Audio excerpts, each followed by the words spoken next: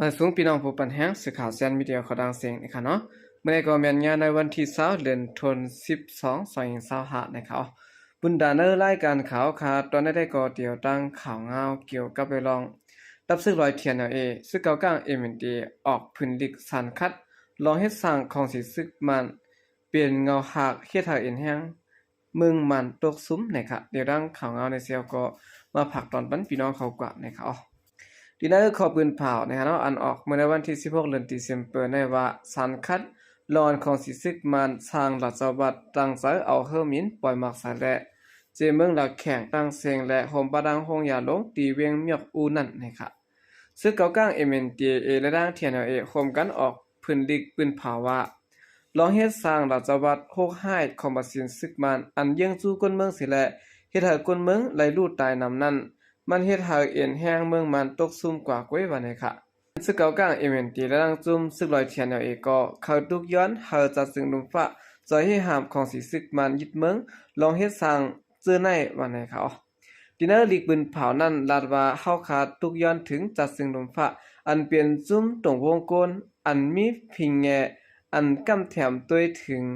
ลองการเปลี่ยนก้นต่อก้นหนังกันและลงปองซึ่งเมืองเอ็นแห้งลงในลุมฟ้าเขาเฮาซอยให้หามกึดแปดลองเฮ็ดสร้างคอมมาสินซึกมันเจอในไว้ว่าไหนค่ะ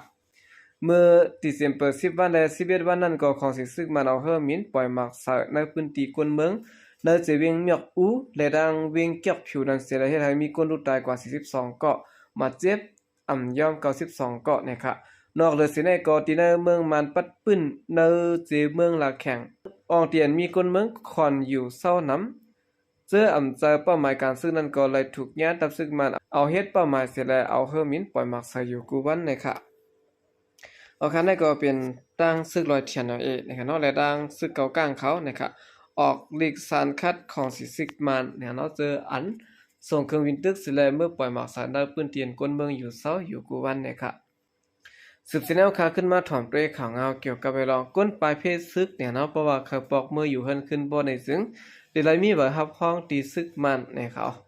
ไว้หลังซุ่มลูกพื้นถอยออกเวียงพายขนยาวเดี๋ยวนั้นเดินเกี่ยวไหลมาในซึกมันห่มกันดังซุ่มซึกปิดุจิตปะโอเขาปักตับในวันสั่งให้ก้นปลายเพศซึกมาเอาบ่ฮับห้องตีลุ่มกดทัดเส้นสายมาโหก้นเสร็จแล้วปอกมืออยู่เซาเคินเย่ผามันไหลขึ้นในค่ะเพราะว่าลาวากะทัดแลใจกวนน่าจะเวียงภายคุณปันเขาอยู่ขึ้นได้เวียงวันไหนเขาก้นจอยแถมก้นไปเพศซึกปางร่องภายคุณลัดไกวด้านสื่อข่าวพุทธฮอกเขาว่าซึกมันห้องปอกมือเฮินขึ้นก้นไปเพศซึกมังเสื้อมีเฮินตายอยู่ยาวเดเมื่ออยู่ตีแล้วเหลือเสียนั้นซ้ำใจกว่าเอาบ่อยขับห้องตีลุมลาวากะแทงทัดถามประวัติใจก้นเมืองภายคุณปันเขาเวียงวันไหนค่ะก้นปลายเพศซึกเสื่อนปอกเมื่อคืนนั้นเฮิรนเย่หมางหลังยาเผาแปดหมางหลังก็ยาหมากลงโต๊ะเสาไพ่ใหม่ครึ่งหนึ่งก่อยครึ่งหนึ่งก็มีจางขึ้นแม่ปกป้องกุ้มเกาะกำเดียวเลยกว่านอนตีแก้วหมุนเจ้าก็มีก็มันปืนตีลัดนี่หนังไหนเหลือสินั้นซึกมันให้หามเสียนตั้งน้ำมาได้เป็นตั้งวันอย่างม้วนวันลินปกลงเจือนมีภายออกน้ำภายคุณปันเอาเฮือจากกว่าหน้าเวียงภายคุณเฮ็ดให้คนเมื่อปืนตีหยับพืชตาหากินเร่งต้องนะครับกวนจะในพื้นที่ลัดก่อยด้านสื่อข่าวพุทธฮอกเขาแทงว่าเขาห้ามตั้งน้ำในเจียมมือเปลี่ยนปางตึกกันนั้นยาวค่ะจางกว่ามากค่ะเพราะว่าเคยกว่าเลยกว่าเส้นตั้งรถก้าก้วยเขาก้วยกาเส้นตั้งรถก้าซ้ำเขากดทัดแห้งหนาค่ะจุ่มลูกพื้นเขาจะเส้นตั้งน้ำเสร็จแล้วใกล้กว่ายื้อตับเขาเจอนั่นแหละเขาปิกแปดในเวียงภายขุนก็จางกว่าวันในเขาวันเหนียวม้วนแลวันลินปกหลงซึกมันให้ห้ามเส้นตั้งน้ำในมีภายออกเวียงภายขุนยันไกลกันอยู่มอกลักในค่ะก้นใบเพชรซึ่งในเสเวียงภายขุนเมื่อหนังวันลอยเป้าน้ำสองน้ำเกล่าแห่นากงอย่างม้นวันลอยปกตองโปกี้จ้างเผือกง่ามหมูแลดังก้นใบเพชรซึ่งในเสเวียงอย่างหวยเมื่อหนังวันดินปกแตกลอยลงจะในโหก้นจำเป็นอ่อนกันปอกเมื่ออยู่ขึ้นเฮิรนเยวันในเสตะเมื่อหนังวันสวยสั้นนองแหลงเจอเป็นวันย่างแหลงซึ่งนั้นได้ก็ถึงวันเมื่อไหนไปสร้างปอกเมื่อขึ้นเฮิรนในค่ะก้นใจในพื้นที่ลัดก่อยด้านสื่อข่าวพุทธฮอเขาว่าก้นปลายเพศซึกในจีเวียงภายขุนในตั้งไปปอกเมื่อเสียงค่ะมาขำใบจ้อมวานในก็มีดังนำเขาซึกมันห้องเมื่อขึ้นสิทาก็มีการหากินเร่งต้องค่ะมีลองหอมดมและเหตุการณ์หาเจ้ากินคำอยู่ไว้จ้อมหิมห้อมวานก็มีดังน้ำในเขา เดี๋ยวในหัวปี2025นั้นมาต่อบ่ถึงเดือนแก่หลายในซึ่งมาดังจุ่มซึกปิดุจิตเปาเพียนออกโคมกันเสแลหลอตึกจุ่มลุกพื้นในปืนติมาหาวแฮงไว้สินั้นก่อนในวันที่7เดือนธันวาคม2025ซึ่งมานปืนเผายึดกุมกำไรขึ้นเวียงเมืองปลายดังเสียงยาวเสร็จแล้วใจคนมาในปืนตีบอกเมื่ออยู่ขึ้นผ่ามันนะครับย่ำเดียวก็ซึ่งมันโฮมดังจุ่มซึกปิดุจิตเปาโอดังจุ่มลุกพื้นเขาใกล้ๆตุ้มเติบเปลี่ยนปางเตอกันวัดจะเวียงปางร้องภายขุนได้กวนปลายเพซึกบอกเมื่อขึ้นเฮินเยเวียงภายขุนใกล้ไหลยินเสียงหมักลงเสียงเฮือหมิ่นกุวันเฮ็ดให้คนมาในปืนตีไม่ใจลองหอมดมคนมาในปืนตีลัดนี่นังไหนออกคันให้ก็เป็นข่าวเงากวนปลายเพซึกเพราะว่าเขาบอกเมื่ออยู่ขึ้นนะครับที่ไหลมีบ่อยครับพ้องตีซึกมานเขานะครับสืบสิแนวข่าวขึ้นมาถามด้วยข่าวเงาเกี่ยวกับเวลองคอบันีสื่อแนงสารหลายๆอันบท8นาฬิกสื่อข่าวของศึกมานยึดเมืองนะครับเมื่อในวันที่18เดือนตุลาคมเนาะจุมปักตาเปิดด้วยลองเฮ็ดสร้างศึกมานปืนเผาออกมาว่าคอบันีแนงสารหลายๆอัน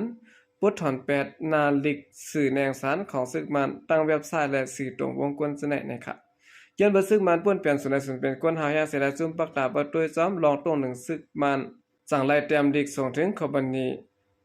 หลอกหลายป้ายสั่งไอทีหลายอันให้ปันตดตามอึดแฮดแปดซึกมันนะครับป้ายสินั้นอ่ำหึงสังคอบันนีอเมซอนเนาะอันเก็บข้อมูลนั่นก็อยู่ดีทวิตเสละถอน8นาฬิกสื่อทีวี MRTV และห้องปล่อยเสียงของซึกมัน14อันนอกจากนั้นก็ญาติถอน8ป้าโมบายแอปของซึกมันหลายอันมีใน App Store Google จะได้อยู่นะครับอยู่ดีคอมพานีเมตาและเมตาไฟล์ซ้ำบท8 MITV เพจภายอินเทอร์เน็ตของซึกมันห้าม8ป้าเพจไอเข้าพื้นเผาระดับนาปงสื่อข่าวใต้ของการเมียวัติของรับซึกมันย้อนว่าข้อมูลและแคบห่างของสมซึกมันเขาซ้ำเก็บไว้ในเมตาไฟล์และจังได้ปิก8ป้าไอเข้าเมตาไฟล์ของซึกมันนะครับอยู่ที่ YouTube เขาซ้ำปิกห้าม8นาฬิกของเขาของภายปองเขาซึกมันอันหนึ่งนะครับนอกเลยเสียเจอในยาวไหนคะเนาะ JFM และดำดิกส่งจู้แทงละลายคอมพานีเอาไปเป็น TikTok Telegram X ว่าซื้อไหนนะคะ